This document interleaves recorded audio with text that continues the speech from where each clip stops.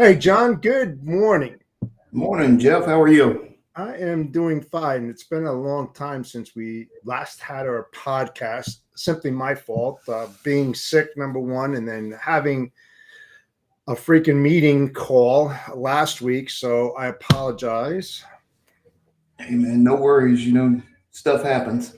Yeah. And as you know, I've been pretty busy this week, and you have been too. I think we both got blindsided this week. And I'm glad that you got my email. Wear black today. That's good.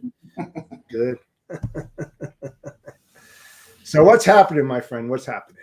Man, I got the pitch slap of the week this morning. Talk to me. Oh man, this was great. So first of all, this individual who I will not name because he mumbled his name and I didn't get it. We'll call him Dick. Okay, that's a good one. He calls my company's cell phone, and I answer the phone because I don't know who it is, and I've got a few numbers out there that I haven't put in my contacts list yet. So I picked up the phone, I answered it. I don't normally do that, but so he proceeds to mumble his name and the company he works for. So I asked him, and I said, "And you're with who?" And he repeated himself a little bit more clearer this time. So I said, "Okay." And he says, "I've done some research on your company, and we're shipping in your area." I'm like, "Okay." And what area is that? Oh, that's in Tennessee. I said, "Well, we don't ship anything into Tennessee." And he goes, "Oh, is that where your corporate office is?" I said, "You don't know? Why are you asking me?" And I hung up on him. Did he call you back? No, he did not call me back. Do you think he got the message? I think he got the message. He did a lot of research on my company. So he stayed up all night researching my company. Yeah, he was. You were probably, unfortunately, on his what do you call it? This is Zoom info where you can get that kind of stuff. Not the Zoom info, but you know how they have those lost leads that they may have contacted you a year and a half ago, and a new guy comes into the brokerage and they go, "Here, make phone calls. You need to do 50 phone calls a day." And you happen to be one of the lucky ones that, it'd be something else if the guy said, "Hey, you know what? I'm new to this. We've never talked before. Like to find out about your company, etc." That might be a different approach. Might be. So In your way, he's not going to get you anywhere. I got some advice out there for our listeners. Coming from a shipper, Yeah. Don't be a dick. Do your homework. Don't be like Dick. Don't be like Dick. Don't do what Dick did. That's not going to work. Oh my God! I'll tell you what. And we talked about that not too long ago. It's like I feel your pain. I really do. I feel your pain. And when you're busy, and I know you were busy this past week. Oh man, we don't have the time for that. We really don't have the time for that. And a lot of people out there are brokerages. They don't realize that. They just think that, you're sitting in your office and, you're readily available to pick up your cell and just have a conversation. That's not the fact. Well, that's all I do all day, Jeff, is sit around and wait for brokers and carriers to call me. Yeah, so do I. I don't do anything else. Nope. That's why I just do podcasts all day long, and I go out for long walks. No, I mean, my wife always busts my chops. It's like, you got to get out of your seat, man. You got to get some exercise, and she's right. She's so right, because you get so busy in this industry, John, that you can just sit behind your desk for hours on end. I mean, literally hours on end. Absolutely. And you get so engulfed in what you're doing, you'll miss a lunch. You might hit a dinner, maybe not. Then you look at your clock and it's 7:30, 8 o'clock at night, and you're like, where the hell did the day go? And that happens a lot. Oh, it does. It does, man. Especially when you get blindsided, which happens a couple times a week. At least. Yeah. So let's chat about the Broker Carrier Summit. I know we were talking this past week, and it's a really good event. It's like one of the best events out there, John. I've been to a ton of events. I'm sure as a shipper, in the past, you've gone to many different events as well. And, you walk in there and it's people selling their service and booths up and passing out cards and doing all this kind of stuff. At the Broker Carrier Summit, there's none of that. It's absolutely amazing. It's more about collaboration, people meeting people, sharing knowledge, learning. Um, yeah, it's brokers and carriers, and there's occasionally a shipper there as well. And I know that they're trying to figure out how to get shippers in, because the one thing that we don't want to do is have shippers come in there and get absolutely slammed, because Yeah. it's like walking into Pandora's box, right? It's just like you got the carriers hitting you up, you got the brokers just hitting you up, you've got the 1,000 emails, looking for meetings and stuff like that. It's like we want people to come, we want people to collaborate, and build business relationships and understand how each side works. And one of the biggest missing pieces, and it's kind of hard to figure out, is the shipper's part of this whole equation. I mean, it's one thing to learn and understand and gain knowledge on both on the carrier and the broker side, but what about the shipper? I mean, Yeah. how do they get involved in this, where they can teach people about their operations and why they do the things that they do? Yeah, I had a mental picture while you were explaining it there. It's the opposing football team chasing the guy down with the ball as he's running towards the end zone. That's how I kind of figured it would be if I stepped into that arena. Yeah. I mean, Yeah, or you could go incognito, and when they list you, are you a broker? Are you a other? Are you a whatever, a carrier? And you fill up one of them. God forbid if you put in like shipper. No, yeah. no. But what's interesting about it, John, is that they have like speed dating, but for brokers and carriers, where the part of the event over the 3 days, they have a night that's geared to it, and they have tables set up on one side, and then they go, okay, brokers who want to meet carriers in intermodal or LTL or over the road, flatbed, you name it, whatever. They have an area that you can go in there, and then you can find out about their business, what they do, areas and geography they like to work in, what they're looking for, what they're not looking for. You can talk anything from insurance to drop and hook to all that kind of stuff, and be able to, maybe create some business from those relationships that are newly built, and likewise, because not too many brokers get to meet carriers. Not too many carriers get to meet brokers who are brokering, somebody's freight to them. They only hear it on, an email or maybe on the phone, but it's never a face to face. So it's really unique. That's a, sounds like a really good event. And I understand the shipper's point of view there, but so I mean, just off the top of your head, what was one of the? I know you had the speed dating, but what was one of the major highlights there that you didn't you participate in some panel discussions? Yeah, I did, and it's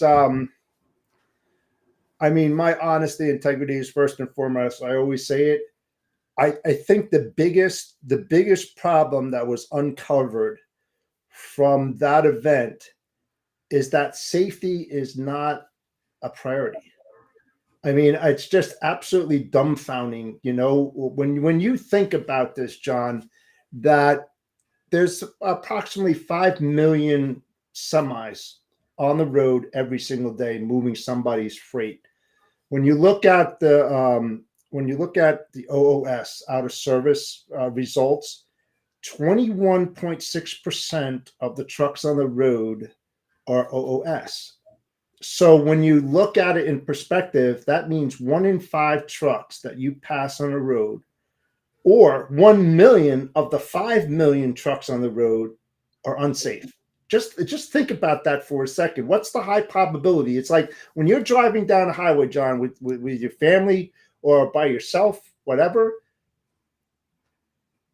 Every 5 trucks that you go by, one of them, high probability, is not safe or roadworthy to be next to you. That's pretty damn scary. That's Yeah. really And then you combine that, just for our listeners out there, think of these things like 80,000-pound projectiles. yeah, they're missiles. I mean, whatever it hits, it's just going to annihilate Oh, it.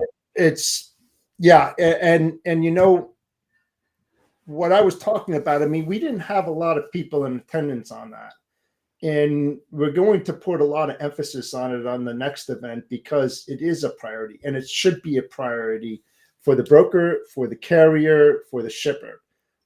Because when you think about that, if safety is not a priority of yours, there's something wrong. And because when you have your products in that truck, your brand, your image, and your reputation's at stake with every single move out there. If you're not vetting, or if you don't have one of your dock supervisors making sure that when that driver bumps your dock, that they're doing a pre-chip inspection, and that you can walk around with that to make sure that they're checking all that. I mean, the common sense things. We're not asking them to tear down their motor, and making sure that every moving part in there is working. It's not about that. It's the obvious. It's the common sense, with tires and brakes and wires and frames and fuel levels and fluid levels and windshield wipers and lights. I mean, it's just like what you would do with your car. If you see a flat tire indicator in your car or your truck,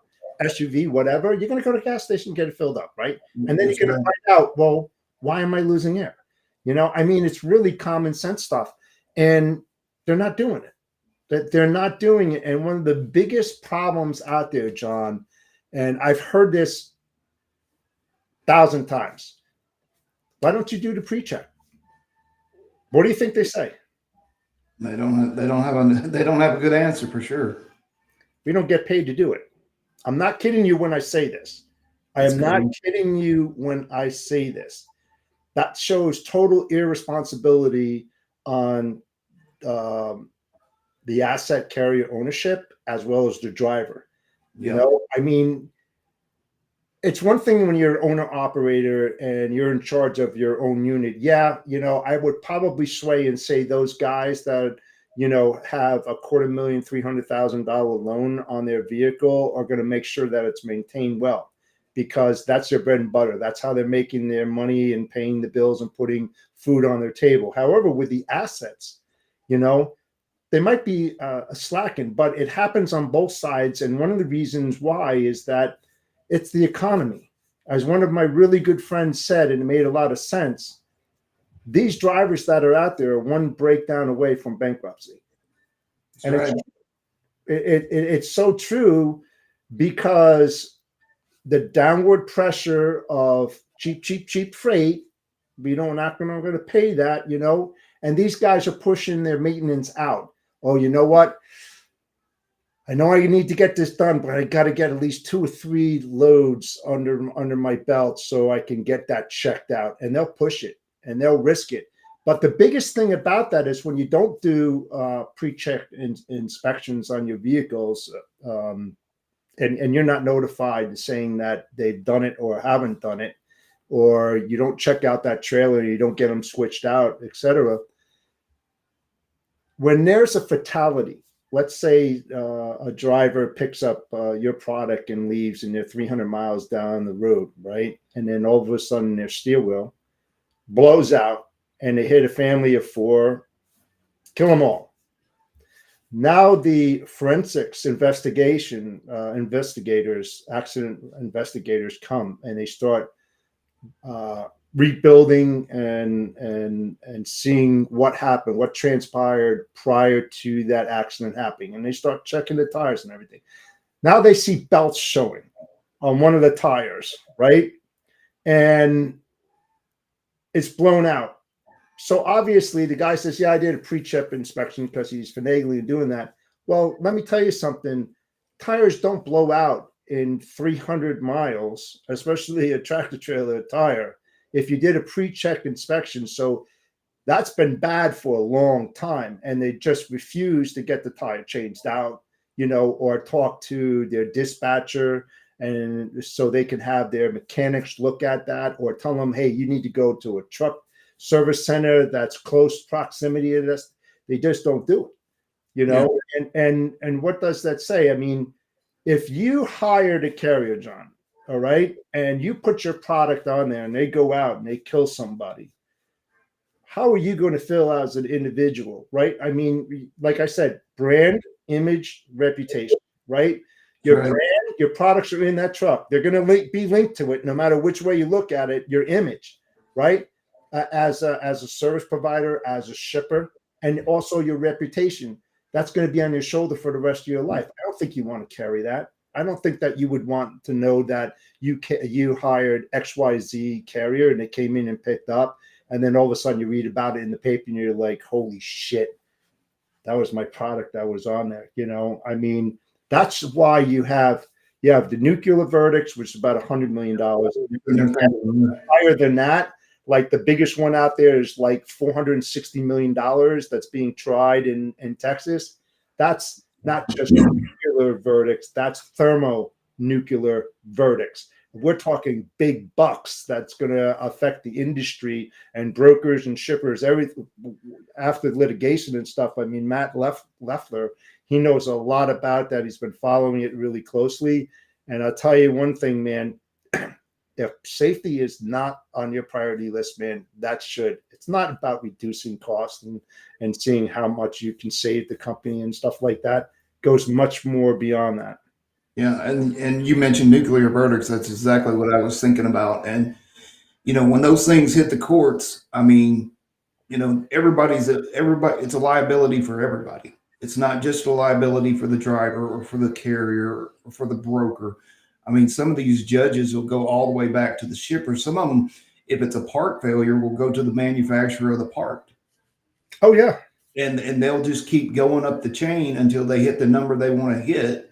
And you can be, like I said, yeah, the human side of it, the humanity side of it is heavy. Don't get me wrong. I'm not trying to belittle that at all, because you can't replace human lives. You can replace the part, you can replace the truck, you can replace a carrier or a broker, and you can even replace a shipper. Yeah. Given our economy and the way we do things here. But it's just a huge liability. I was sitting there while you were talking. I was thinking about I think it was a Walmart driver that hit. I'm trying to think of his name. He was an actor, comedian, and messed him up pretty bad. I mean, he survived, but I think a lawsuit came out of that because that driver was driving. I want to say he was fatigued driving, fell asleep, and hit the car. So luckily the guy didn't die. But still, I mean, it was still a massive verdict. And I think Walmart even had to pony up some cash on that because he was like a company driver for them. Yeah. This is 2 or 3 years ago. So that's kind of what I was remembering. And another thing, number one, first and foremost, I've been in a corporate environment for almost 18 years. But when I was working, when we had a warehouse strapped to the side of the office, right. One of the things that we would do, and I think this is vital too, is, if we loaded a driver out and, he went down the road, got scaled out, and he came back, we told him, you can come back. We will readjust your load for you because, that weight distribution is critical to safety as well. Yeah. If you got too much weight on your drives or your tandems, yep. Or your overgrowths. I mean, it's just that all plays into it as well. So it's the maintenance piece, like you mentioned, but it's also, the weight piece. The other thing we would not do is we had a good understanding of the hours of service rules, and so we wouldn't ship illegally. We wouldn't tell them, say, hey, this is a 9-hour drive, but I want you there in 5. You can't, right? We wouldn't do that. No matter if it was time critical for us or not, if it's that time critical, we need to put it on a plane, not a truck. So, as a shipper, to your point, going out and doing those pre-trips, allowing the drivers to come back from the scales and to readjust their loads for them, making sure we didn't dispatch illegally. Anything you can do in those veins it's an ounce of prevention is worth a pound of cure. Absolutely. Absolutely. And it goes a little bit further than that, because it's where does the responsibility lie? You can point fingers all over the place, especially if you're a shipper, right? So if you have a big shipping facility in a big yard and you happen to have a YMS, a yard management system, and you have a drop and hook operation where you've got several trailers in there, the few things that happen is, one, the carrier brings their trailer in, right? And then they check into a guard gate or whatever, and then they're supposed to drop a trailer at a specific spot at a specific number. And then they kind of jot it down so they know who the carrier was, the trailer number, et cetera, and what number that trailer was parked at, right? In a huge lot. So two things. The driver is supposed to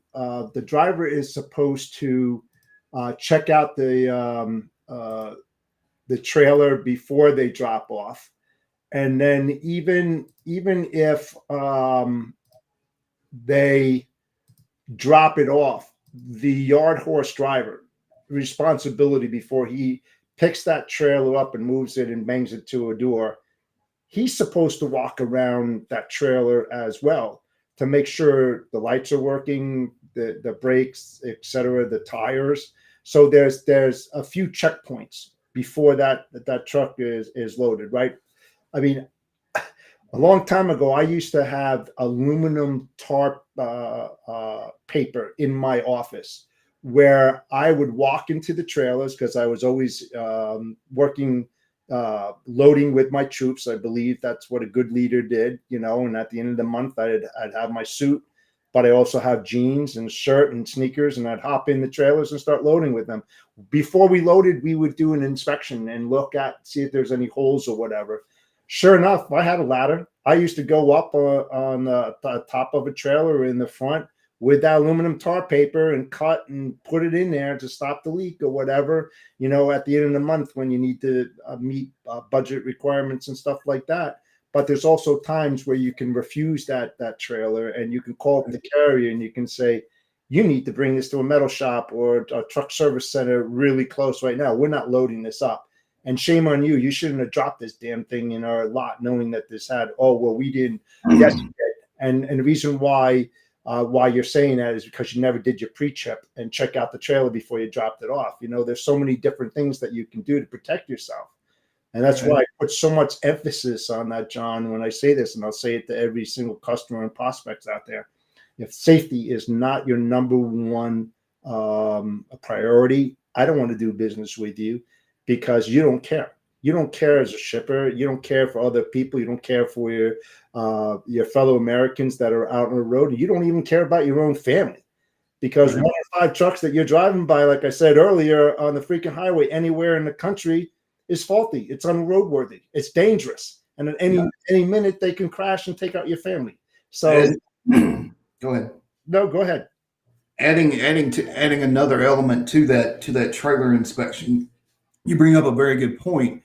So I've been shipping food for close to 20 years, and you have the carrier safety, driver safety, but you also have food safety.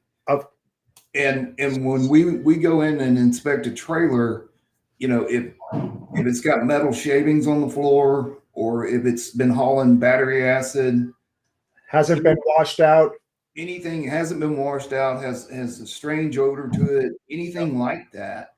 And I mean, they could have been hauling a load of fish and it smells like fish, but you don't want your product, your brand, like you mentioned, your product, you don't want that smelling like fish to your consumers if it's not fish. We're funny like that. I don't know why. It's true. And the one thing that you missed, that because I used to ship produce and stuff like that as well, is to make sure the reefer unit is fully filled with fuel. Yep. Number one, because if you're out on that damn highway and you happen to run into an accident or something, and you're sitting out there for hours, you better make sure that you have good fuel level in there, because once that box drops temperature and you get to that receiver, depending upon what kind of produce or whatever, they're going to do a pulp test on that damn thing. And when they pull out that, and if it's not within the limits of safety, they'll refuse that whole freaking load. And guess who gets stuck with that? Guess who gets stuck with that? That's the carrier, man. That's a claim. Yeah. I mean, and to your smell thing too, I'll tell you a really funny thing, right? So when I was working for a Japanese company and was in electronics for about 14 years, right? Over the summertime, I used to help my warehousemen by getting reefer trucks to come in to load up with electronics, right? Because during the summer months, it was hot as hell out there, and I would have friends who were the drivers, and I'd say, "Hey, listen, do me a favor, turn that reefer unit on." And my guys loved me because it was like working in air conditioning. They could load up that truck, and they were very productive, whatever. But there was this one time, to your point, the driver came up and he asked me what door to pull in. So I pulled in, but when he opened up the doors, it almost blew everybody out of the dock doors into the warehouse.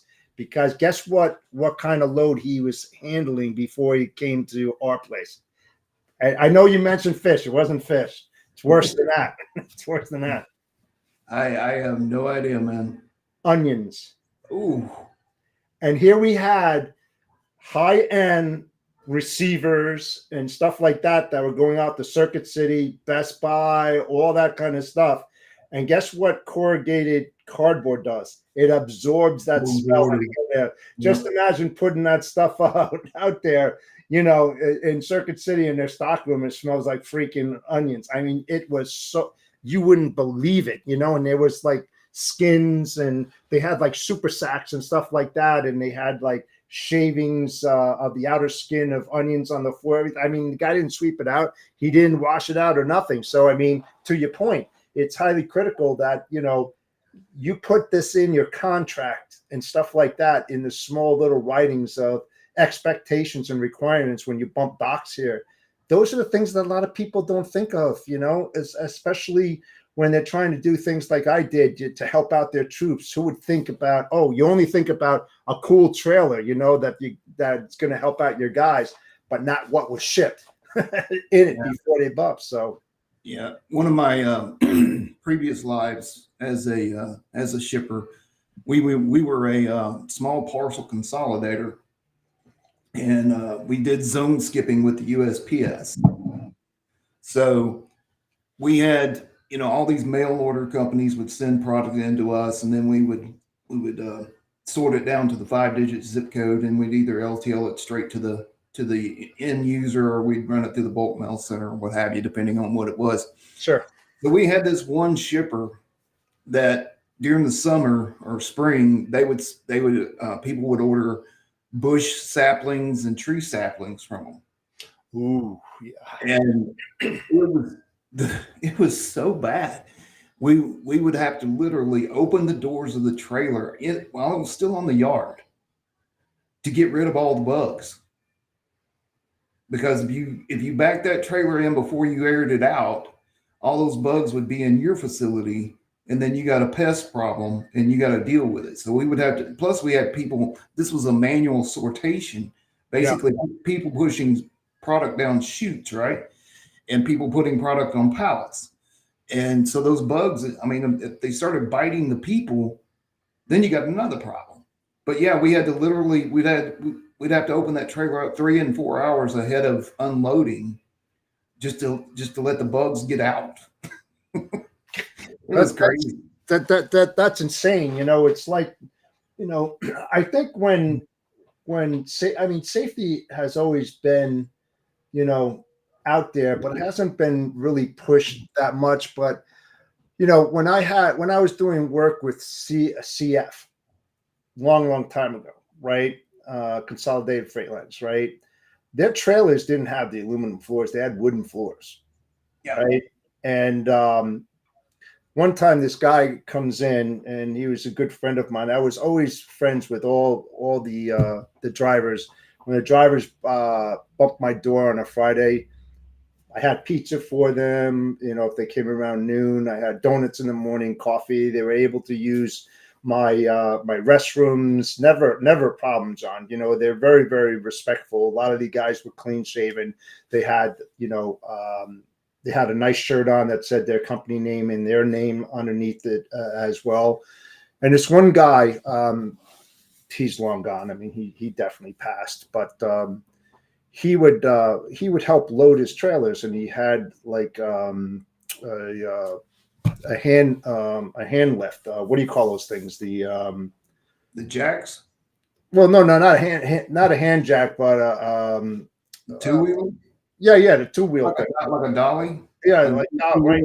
two wheel dolly. Yeah. So he picks up some freight and he brings it in, but I wasn't near there. I wasn't near the dock at that time, you know, because it wasn't his first rodeo. He's been there doing it for a while. And I just hear this loud noise, John. I mean, it was a cracking, loud bang noise, you know, and I just, you know, we had a pretty big warehouse and it kind of echoed. And I was like, what the hell was that? You know, so I didn't rush or anything. I just walked, whatever, and I went through the doors, you know, and I just happened to go to my left where the dock doors were, because I was just, you know, walking and then moving, seeing if I saw anything or something fell off a rack or whatever. And I see the guy from here up in the trailer. He went through the floor. The floor broke and it cracked. And he was standing in the middle of the trailer on the asphalt. He had like compression. He was like leaning up and everything. I was like, holy, you know, it was like, holy shit, I didn't know what to do. You know, like, do I move him? You know, I didn't know at that time, but that's how bad it was when you know, people don't take care of their trailers and, you know, replace boards at that time. I mean, that's what they had. It didn't have the aluminum, and it was very scary. It was really scary. And, you know, when we use our experience and we talk about these things, I think that's what really is that trigger mechanisms that a lot of people out there just don't understand, you know, that even with new technology and the way that they build things still go wrong, but you have to be on top of your game and look for the obvious, like you have that common sense. You know, and common sense isn't that common anymore, John. But no, I mean, and you know, it's the trifecta: it's the shipper, it's the broker, it's the carrier. If the shipper's not dealing with the broker, he's dealing with the carrier. He has to know how to communicate with both and what their expectations is. And if you're a broker and you're dealing with the carrier and the shipper, you have to tell them what you're looking for too. And why it's important, like I said to you earlier, brand, image, reputation, you know, what's at risk, why you should do these things, and why you should take the time out. It doesn't take that long to do a pre-chip, 15, 20 minutes of your life. And when you think about, you mentioned HOS, right? So on the HOS, 14 hours of the day, the driver has to be on the clock, 11 of which out of the 14, you can be driving. The other 3, you could be doing paperwork, you can be on the dock or whatever. So my biggest point there is that, okay, Mr. Driver, all right, you have 3 extra hours. Why the fuck aren't you doing the pre-chip? You have the time to freaking do it. It's 15 to 20 minutes out of your thing, you know, and when they refuse, it's just like, why are you behind the wheel? Why the hell are you behind the wheel? You know, you have a lack of responsibility for you, your family. You don't care about your family because you don't care about your freaking truck. And if you die, so what? Right. You know, and it's like, you don't care about the shipper or even the broker who you're working for that dispatched you. You know, I mean, there's so many different things that you should be doing. And that's why I'm pushing really hard about this, you know, and why I did what I did at the Broker Carrier Summit. And, you know, I had Dale Prax, you know, Dale? Yeah. And Daniel Spinoli from my carrier portal. And then also Matt Leffner. I mean, his family have been in the maintenance side of the business for decades, and he's a lawyer and he understands this stuff. And he's very forthright in his deliverance of why it's so important, not just coming from the aspect as an ownership and people who are responsible for their own assets, or even drivers and shippers and brokers, but on the law side, and what happens if you don't do this kind of stuff. Right. Right. I mean, and people, oh, it'll never happen to me. That's the mindset they have. But I can tell you, my friend, right, from my experience, and I know you will agree with this, that it always takes a catastrophic event to change somebody's mind. And when it happens to their own family and they start screaming for help, you could have prevented this, dude. Do you understand that? Having that proactive mindset of thinking about, would I want my family next to this truck when this truck leaves my facility, knowing that I loaded it, and 1 in 5 trucks are not roadworthy that could take out my family or even my friends, whomever. Right. It's just totally irresponsibility on many different parts. And we should be pushing. You should be pushing that too. If you're not pushing it, you should definitely be doing it, man. It's too much risk out there, my friend. And I don't think you want to lose anything. I know I don't. No, I don't. And to your point, I mean, even on the pre-trip thing with shippers, we had an incident. We were actually loading pups, 24-foot pups, and we were actually loading junk mail on them, 2,000-pound skids. So we had an inexperienced forklift operator, didn't have a seatbelt on, and he went in with the pallet too high up on the mast instead of skidding. He didn't hit the ceiling, but what he did was, nobody went out and pre-tripped the pup, so they didn't let there was a pogo stick in the front of it to keep it from tipping, or to add extra safety measure to keep it from tipping, and it wasn't down. So he tipped the pup with him and the forklift in there, threw him up in the cage, and really did a number on it. And it was just a series of errors, but it all started with, pre-tripping that pup at the shipper. And that's, the shipper should be going out, send somebody out, make sure all those pogo sticks are down, so that, things like that don't happen. How long ago was this, John? Oh, that was my second job. So it's probably about 25 years ago, maybe more. The one thing that stands out that I would bet the house on it was that nobody in that facility was OSHA certified in forklift safety. No. It's just like, and I have been. I mean, I used to be trainer for OSHA, and I used to be OSHA certified, and I know for a fact that I can definitely go into warehouses right now because I've worked in them, and I know what to look for that others don't look for, because I've worked in that environment. And I bet you if I walked up to a forklift driver and asked for their card on their certification, they wouldn't have it on them. We didn't. Because you're supposed to have that. And to your point, I mean, listen, right? You're talking about forklifts. And people out there, this is coming from my own experience, and you may not like to hear this, but one, I saw a forklift driver in a truck when the power unit hooked up into it, and the forklift driver thought it was him that was moving, and so he just backed up. But guess what? The driver fell away from the dock, and he went down. Compression, spinal compression on that. Shocking. I mean, absolutely shocking. Another one too, and I was part of it. Unfortunately, but fortunately, I always instilled that nobody would ride the fork blades of a forklift trying to speed up the process to do more in less time. But I told this kid, don't do it. I said a couple times, and I said the final ultimatum was, His name was John, by the way, too. I figured it out. His name was John. I was like, listen, John, I'm not going to tell you again. All right. You do not want a 7,000-pound forklift rolling over you if you happen to misjudge the blades. Boom. What happens? Right? He misstepped.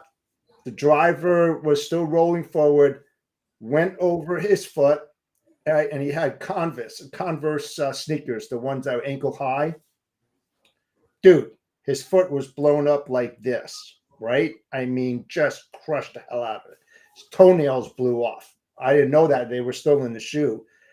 I had to rush him to Valley Hospital in Ridgewood, New Jersey, right? Because he wanted to take his shoe off. I was like, absolutely don't take that off. Don't do that. Don't freaking take that off, right? I'm going 100 miles an hour down there because this kid was like purple.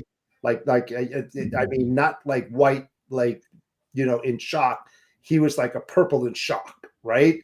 And like it was disgusting. And sure enough, they had to take the boot off. And he's like, yeah, I should have listened to you. Yeah, sure. You know, it's just like after what happens, right? And it catastrophic event. You know, you learn by your mistakes. It's a hell of a mistake. And then there was a I won't mention it, trucking agency, but it was in New Jersey, and they had these two kids on forklift, and they had a staging area near the dock. And these kids grew up together. They went to kindergarten all the way through till they were 18 years old. One got a job as a forklift driver for this carrier on the dock, told his friend, and his friend did that. So things got a little slow. So you just draw a square, right? And then you kind of look above, down, and that's like the staging area. So you've got like, I don't know, like 80 by 80, but maybe 100 foot by 100 foot. So they decided, okay, we're going to go to diagonal point of the square, and you go right, I go left. And whoever gets to the diagonal part on the opposite side wins. Two forklifts. Guess what happened? They couldn't see each other, right? One kid hit the side of the forklift, full tilt. The forklift flipped over, and the cage that protects it went through the fucking kid's head. Instantly. All right. So you don't screw around in warehousing and have a hell of a lot of fun, or you see these pallet jacks that kid get on it and they push and push and push, and they do the spin outs and all this kind of stuff, thinking that it's really cool. It's not cool, kids. All right. It's not cool. And when you haven't worked in a warehouse and you don't understand the mechanisms of logistics and why they do the things that they do and why you should understand it, point taken, right? These are the kind of things that you should be able to go in there and help your shippers out. If they don't know, they might be new to the industry or whatever, and you're trying to build relationships. These are the kind of stories that you tell. That's why I have my podcast, The Storytelling Chronicles, because it's all based on experience level things that I saw and shouldn't have seen and don't want to happen again. And it's all fact-based. And it's a prime example that, you know, you need to watch out on all these kind of stuff. Safety first. Safety, safety, safety, my friend. Absolutely. Absolutely. 100%. I mean, it's just so many things can go wrong. Even if they are being as safe as they can be, they can still go wrong. The likelihood goes down, but it's still probable. It can happen. You know, if you mentioned, walking into a warehouse and kind of looking around, one of the things, obviously being a corporate shipper like I am, we go into our distributors, DCs and everything else. And, I immediately start looking at things. Number one, I like management by walking around, MBWA. Mm-hmm. I like to touch and feel my freight and see it and watch it being loaded and watch it being unloaded. I'm a freight geek at heart, and I'll probably die a freight geek at heart, and that's fine. No, there's worse things to be called, a lot worse. And the first thing I look at when I'm coming to a brand spanking new warehouse, and this will tell you if they focus on safety too, or at least give you an idea, is housekeeping. If there's Colgate on the floor, if there's trash everywhere, if there's pallets that aren't stacked What's properly. that called, John? What's what called? What's the process called? You got me, dude. I call it housekeeping. It's called Kaizen 5S. Okay. And what that is sort, sweet, uh, segregate, sustain, standardize. So to your point, every piece, every equipment, right, has a place and a location that it needs to be kept. What I used to do is I would take like a load bar or a pallet jack, and I would make a stencil in the floor with a spray can. And then if it was empty, why? Why a mess? The floors, boxes all over the place. To your point and stuff like that. But I was certified in that as well. To your point, I love looking at stuff. Love. If you walk in there and the housekeeping's not up to par, I can almost bet you they're not doing any type of safety practices. Nope. Because You know what I like to do too? Like when you see the racks and stuff like that, right? 4-level tiers that go up. right. From that third tier to the fourth, shit needs to be wrapped. Oh yeah, absolutely. On the pallets. You see people, you see kids and stuff like that. They'll go in there with their forklift. They'll take down a pallet. They'll break the shrink wrap, take one box out. They won't even rewrap it again. And then all of a sudden, somebody's talking to somebody in the forklift. They go up. They go to take that box up. They go to tilt it back to pull it out. Boom! That box falls down, hits somebody in the head. I mean, this is just like there's so many different things to your point. I mean, I'm all over when I go into a warehouse because I know what good is, I know what bad is, and I sure the hell knows what ugly is. So yeah. So you take the housekeeping scenario a little bit further. So another way, and this is not safety related, although I think safety is firmly tied into housekeeping. Um, if you're looking at a potential distributor to move your product to your end customers, if the housekeeping's not done, if they're not faithful in the little things, chances are they're not going to be faithful in the big ones. And you can almost bet not only is the safety within those 4 walls compromised and your employees at risk, the rest of it follows suit. It's just like it's like a tsunami crashing through the beach, man.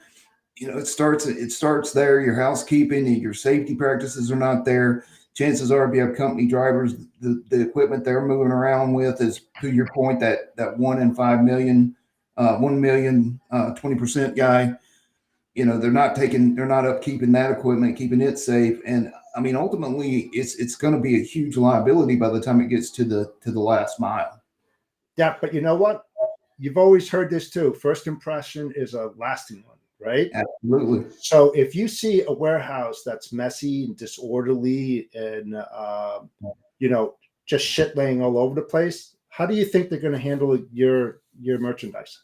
Your service level is going to be tied to that. That's the first thing I look at when I walk into a warehouse. I start looking around, looking for trash, looking for this, looking for that, and I'm going to be very hesitant to do business with that distributor based on the point you just made, and the safety is just magnifying on top of that. If they're not taking care of their equipment, they're not taking care of their building, then they're not going to take care of your product, and they're not going to take care of you. They're not going to take care of your customers. They're going to cut corners and do whatever they need to do just to make it happen, and that's not sustainable. It's if you want to play the short game with these guys, that's great. I don't play the short game. I always play the long game, and I would rather have something that's safe, that the employees are safe, the practices are safe, the equipment's safe, the warehouse is in clean, kept condition, and maybe I pay a little more for the service, but it's worth it because it's sustainable. Yeah. And I know when I always tell people to ask shippers what keeps them up at night. I guarantee you, if I've done my due diligence and I checked the housekeeping and all those steps and I checked all those boxes, I'm going to be sleeping pretty doggone well tonight using that distributor, because I want to eliminate anything that's going to hit me down the road and get and take care of it. And if that means, finding a sustainable vendor or sustainable distributor, then that's what I'm going to do. And I'm going to make, I'm going to keep, I want my customers taken care of. I want everybody to be safe. We kind of been resonating that today, which I think is awesome. Yep. But that's what I'm going to do. I'm going to make sure that, when I put a process in place or a distributor in place, I want something that's built to last. I want something that I don't have to kind of hand walk every day, because I got a lot of things that I already have to hand walk, just because of the way they are. And I can't change that. But the ones that I can change and the ones that I do impact, I don't want to be coming back and visiting them. I don't want to hear, they had an accident because they weren't following safety practices. I don't want to hear that they took their truck wrecked and now my products get, slinged all over I-65. I don't want to hear that stuff. Right. Yeah. I mean, three things. One, when I was talking about Kaizen 5S, that's usually a warehouse term, to sort, sift, sweep, standardize, sustain. I brought that into the office, right? Because what's good on the warehouse floor should be just as good, if not better, in the office environment, being that, I'm sorry, you're a multitasker, but you can't be working on everything at once. So just put that project that you're working on that has a high priority level on your desk. Everything else, fucking file, because that tells me how you're going to treat my business and how you're going to handle it. It's either going to be orderly or disorderly. And that goes a long way. Secondly, two things, right? To your point, when you said about, I'm going to want to sleep good at night. Well, you've heard the thing, when the cat's there, the mice doesn't play. But once the cat leaves, the mice play, right? Right. Never give anybody a heads up when you're going to do a visit. Never, ever do that. So if you pick a warehouse and I'm very good at this. I can say that. I'm like freaking expert at this, okay? If I pick a warehouse and they tell me all the things that they're going to do, sorry, Mr. Warehouse, but I'm not going to tell you the next visit. And what you tell me on day one that you're going to do, I expect that every hour of the day, every week in the month, every month, and annualize. That when I fucking walk in that place, I'm going to see what I saw when you knew I was coming in on that freaking day. And it better be sustainable. And I not better see some shit going on, especially with my product in there. All right. Because I know better. I know better. And secondly, the carriers, especially the LTL carriers, I love busting their balls. Right. So when they came in and picked up my units, you used to have to make appointments to go to their cross docks to make a visit to see how they operate and everything. Fuck that. I never did that at all. And I can name some big hitters out there, right? That I used to hit there when they were trying to do the cutoff times and needed to release their trailers. I would go right in there, 11, 12, 1 o'clock in the morning, right? Unannounced. And I would see the shit that they were doing, especially with my product, my expensive product. I'm very quick, if I was doing $4 million with them, I don't fuck around. I would pull it right out of them, like in a jiffy, because it tells me exactly the way that they handle this stuff. Yeah, 100%. Absolutely. If you're faithful in the little things, you'll be faithful in the big ones. Yeah, you do what you say. You say what you do. Done, and do it.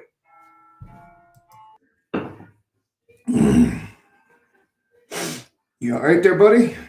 Yeah, I had a frog in my throat because I sometimes when I get really into it, my throat dries up because I'm so convicted in my ways that I can just go talk for hours. But you know what?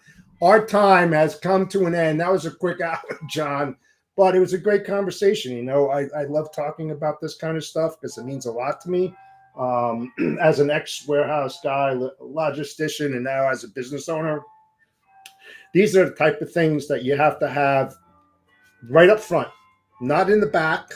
You know, it's not about the profits and the margin, how much revenue that you're making and stuff like that. You should, if you're a business owner or a shipper or a carrier, always have a safety first, a priority one mindset in everything and everything that you do in this industry. Because if you're not, sorry, but it's going to catch up to you and it's going to bite you in the ass real hard. And when a catastrophic event happens, it will change your mind and you're going to wish that you listened to me.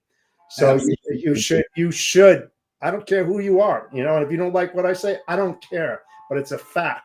And it will happen to you at some point, somewhere, unexpectedly. And you should be on top of your game and know what to do and how to prevent it to avoid these type of shit things happening to you.